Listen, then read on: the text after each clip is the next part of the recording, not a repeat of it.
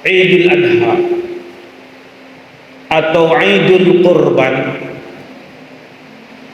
berkaitan erat dengan satu peristiwa besar, peristiwa tentang menyembelih dan disembelih, peristiwa tentang menggorok dan digorok, peristiwa tentang memotong kerongkongan dan dipotong kerongkongan. Bukan peristiwa tentang menggorok, menyembelih dan memotong leher musuh, bukan. Bukan pula kisah tentang dipotong, digorok dan disembelih oleh perampok, bukan.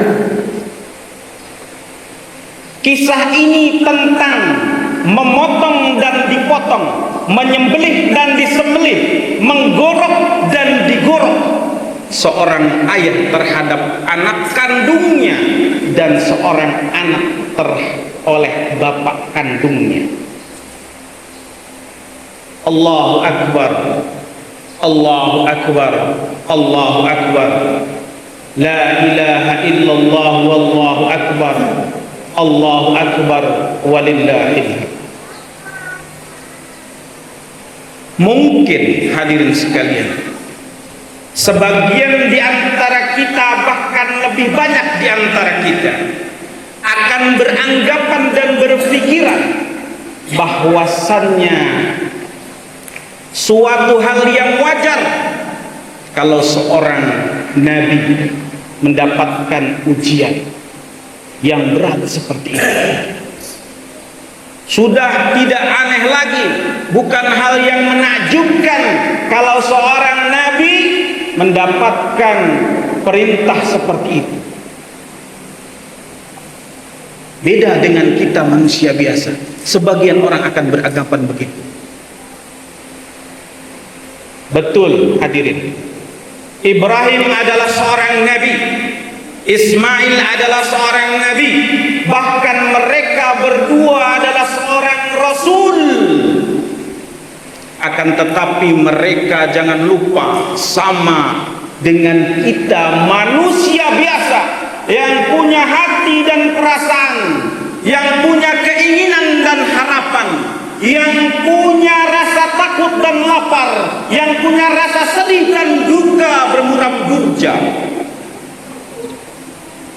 Inilah yang membuat terkadang kisah ini berlalu begitu saja dari tahun ke tahun, meskipun kisah ini diulang, tidak ada asarnya di dalam jiwa manusia karena menganggap itu adalah hanya kisah-kisah masa lalu tentang para nabi, bukan orang-orang seperti kita. Sehingga tahun berganti, sirah berlalu, diulang, tapi tidak ada asar yang menapak di dalam hati kita. Saudaraku yang dimuliakan oleh Allah Subhanahu wa ta'ala, sekali lagi, mereka adalah manusia biasa seperti kita, dan kita bisa meniru karena kita bisa merasakan hal yang sama karena sama-sama manusia. Makanya kenapa Allah Subhanahu wa ta'ala tidak menurunkan seorang rasul dari kalangan malaikat, melainkan dari kalangan manusia? Supaya apa? Supaya kita semua dapat meniru, karena kita dari jenis yang sama. Saudaraku yang dimuliakan oleh Allah Subhanahu wa ta'ala, Allahu Akbar, Allahu Akbar, Allahu Akbar, la ilaha illallah wallahu akbar, Allahu Akbar walillahil hamd. Mari kita lihat sisi kemanusiaan Ibrahim alaihissalam dan Ismail alaihissalam. Agar apa?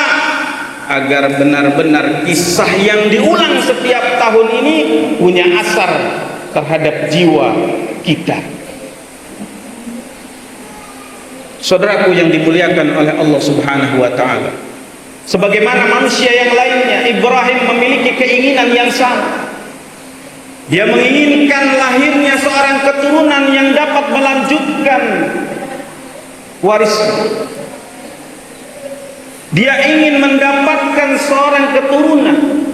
Bertahun-tahun lamanya ia menunggu, tapi Allah Subhanahu wa ta'ala dengan hikmahnya menahan. Hingga dalam satu riwayat dikatakan baru di umur 90 tahun, setelah berbagai ikhtiar dilakukan, setelah berbagai usaha dilakukan, Ibrahim pengen punya anak. Lalu kemudian dia berdoa kepada Allah, Rabbi habli minas salihin. Barulah Allah Subhanahu wa ta'ala berikan Ibrahim keturunan.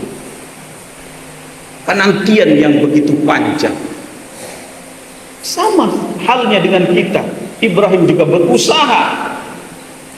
Bahkan bukan hanya Ibrahim yang punya keinginan yang kuat untuk mendapatkan seorang putra, Sarah sebagai istrinya juga memiliki keinginan kuat yang sama.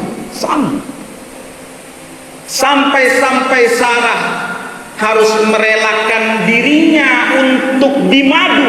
Bayangkan, merelakan dirinya untuk dimadu agar mendapatkan keturunan.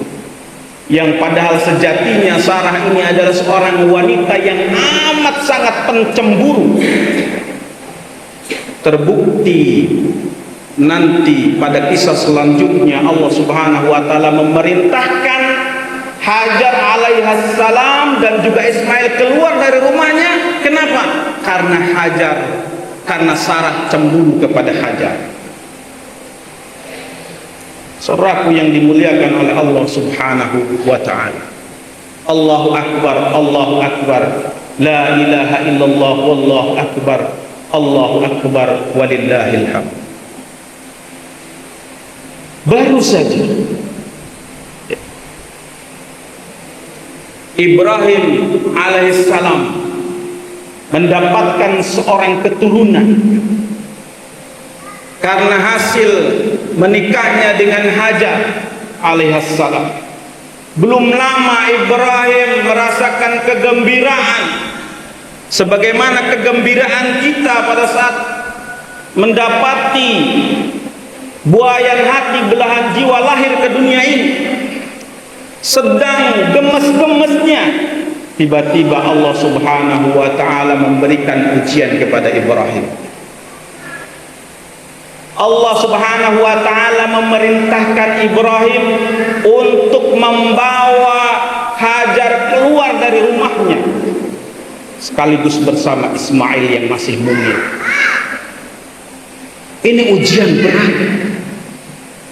Belum lama Ibrahim merasakan kegembiraan, tiba-tiba Allah suruh keluarkan Ismail sekaligus istrinya Hajar dari rumah.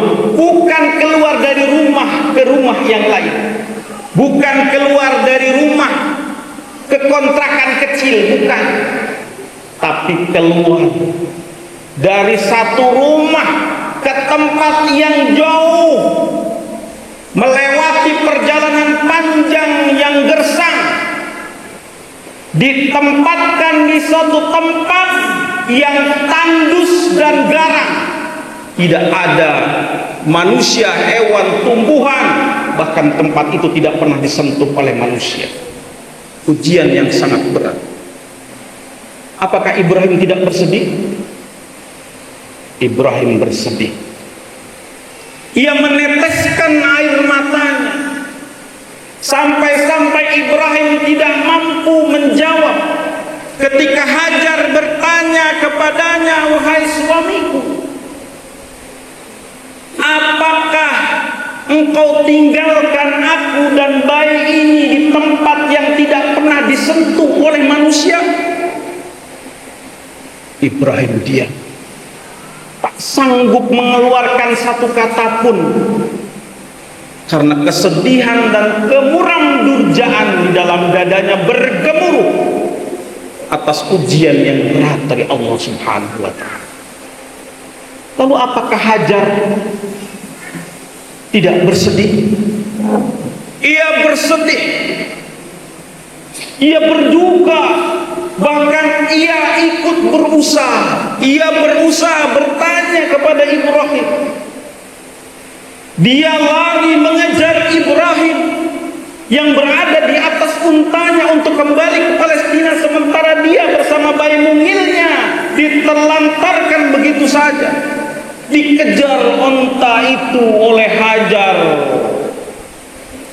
Sambil terseok-seok, ia berteriak, "Wahai suamiku, apakah engkau akan tinggalkan aku bersama bayi yang mungil ini di tempat yang tidak pernah disentuh oleh manusia?"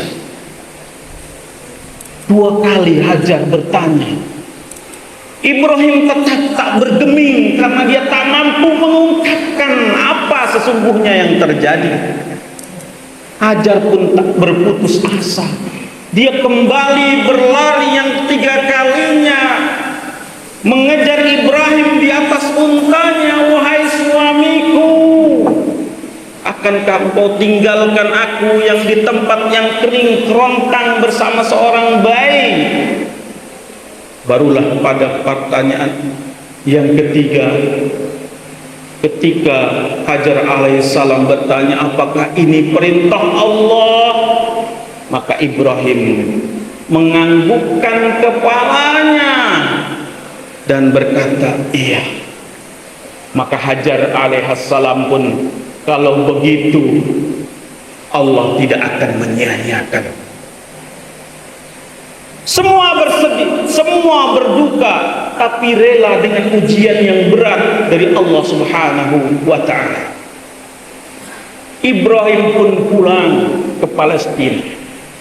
Lama tidak berjumpa. Bertahun-tahun lamanya Ibrahim meninggalkan Ismail bersama Hajar.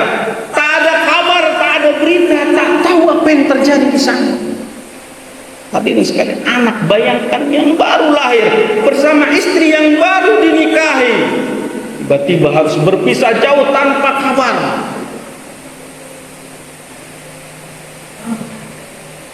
Barulah kemudian setelah berpuluh-puluh tahun lamanya, setelah bertahun-tahun lamanya, Ibrahim berkesempatan untuk menengok.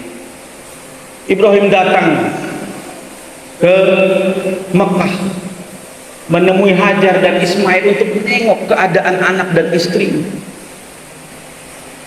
Tetapi hadirin sekalian, baru saja Ibrahim menikmati pertemuan yang ia rindukan selama bertahun-tahun lama tak berjumpa. Tiba-tiba di tengah canda tawanya, di tengah kegembiraannya, Allah Subhanahu wa ta'ala menurunkan ujian berikutnya. Turun perintah Allah. Untuk apa? Untuk menyembelihnya. Waktu lahir dikeluarkan dari rumah. Begitu lahir ditempatkan di tempat yang asing, ditinggalkan sendirian. Begitu lama tak bertemu, ketika bertemu beranjak dewasa disuruh dibunuh. Masya Allah. Apakah Ismail tidak bersedih atas ujian yang berat di sisi Allah Subhanahu wa ta'ala? Ismail pun bersedih. Dia berat, tapi dia tahu ini adalah ujian dari Allah. Makanya ketika Ibrahim bertanya, "Ya bunayya inni ara fil manam." Ibrahim gak mampu dia mendam sendiri perintah Allah ini, diajak diskusi anaknya. "Ya bunayya inni ara fil manam inni adbahuka fanzur madza tara."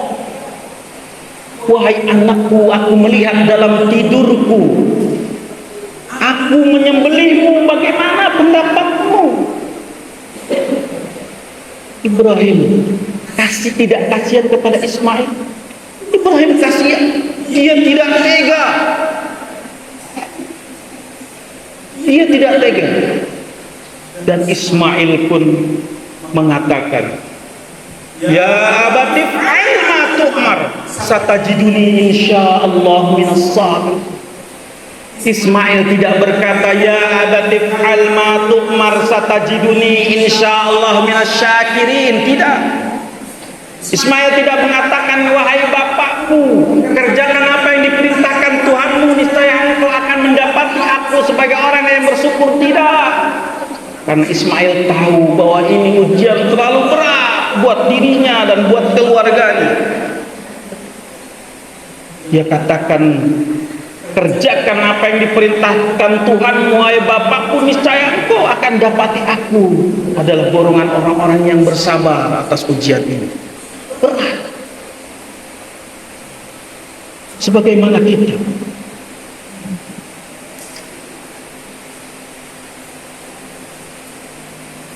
Hadirin sekalian yang dimuliakan oleh Allah Subhanahu wa taala, demikianlah sekelumit peristiwa yang melatar belakangi adanya Idul Adha atau Idul Kurban. Lalu pertanyaannya, apakah ini akan menjadi kisah yang berlalu begitu saja, tanpa ada asar, tanpa ada bekas, tanpa ada hikmah, tanpa ada pelajaran yang kita ambil? Tentu tidak, wahai saudara. Allah Subhanahu wa ta'ala menginginkan kita untuk mendengar kisah ini, meresapi kisah ini, merenungkan kisah ini, sekaligus meneladani apa yang terjadi dalam kisah ini. Maka Allah Subhanahu wa ta'ala mengabadikan kisah ini dalam peristiwa Idul Adha. Supaya apa? Supaya diingat terus, diulang terus, disampaikan terus kepada umat ini. Agar apa? Agar meneladani mereka sebagaimana firman Allah Ta'ala, laqad kana lakum uswatun hasanatun fi Ibrahim walladzina ma'ah. Sungguh telah ada teladan yang baik, suri tauladan yang baik pada Ibrahim dan keluarganya yang patut kita teladani. Saudaraku yang dimuliakan oleh Allah Subhanahu wa ta'ala,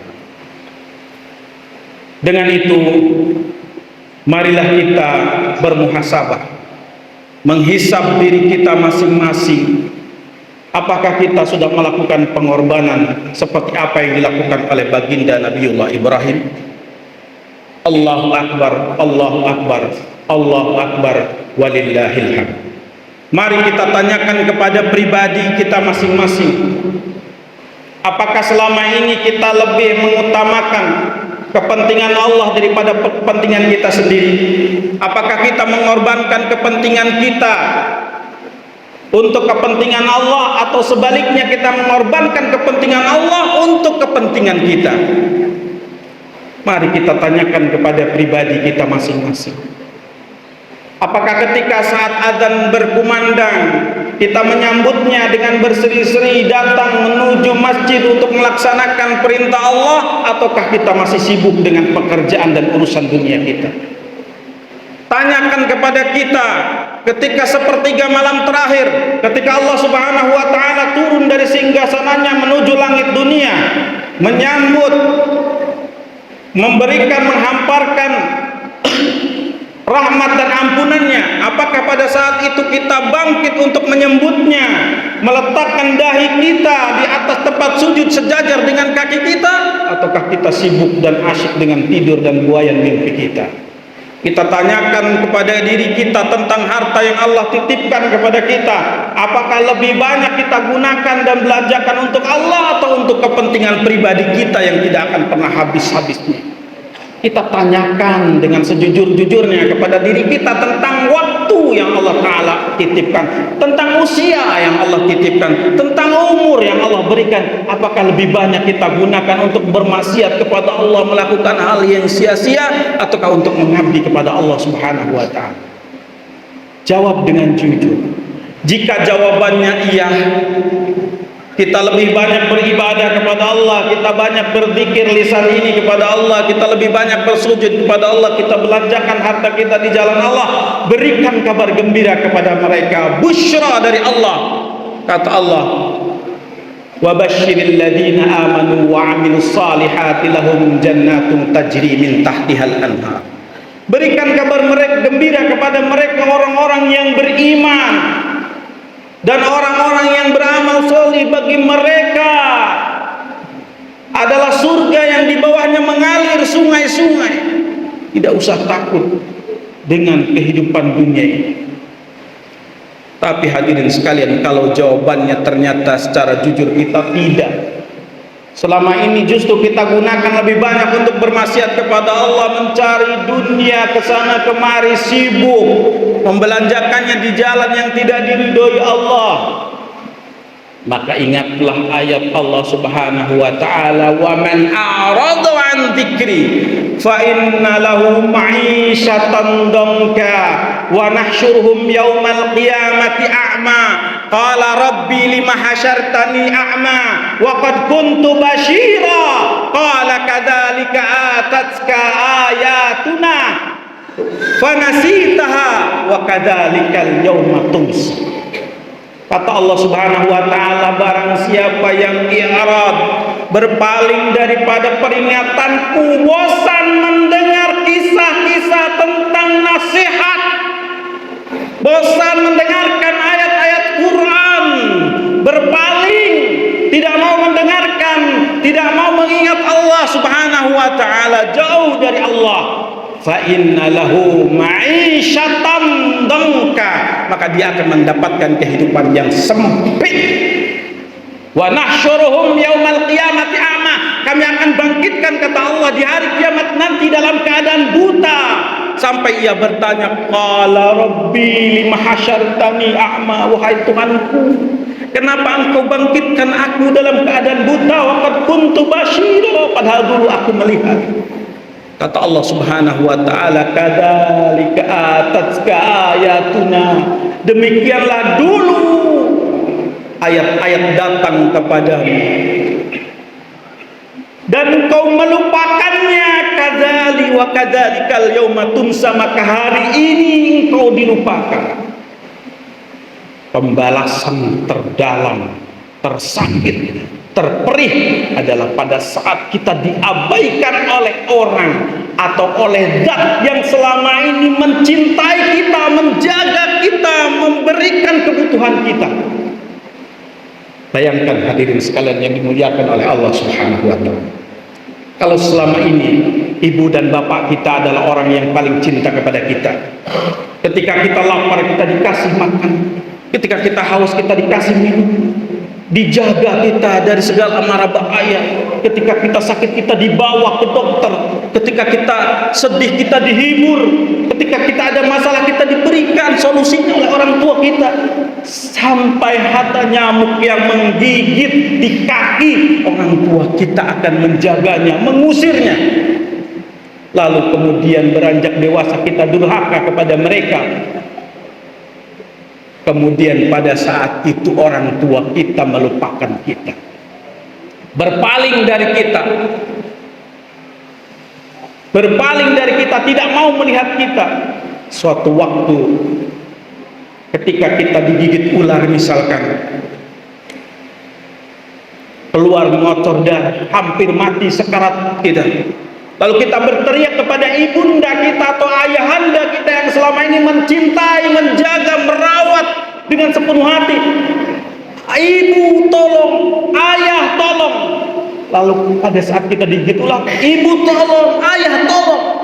Lalu kemudian ibu dan ayah kita memalingkan mukanya dan tidak sudi menolong kita.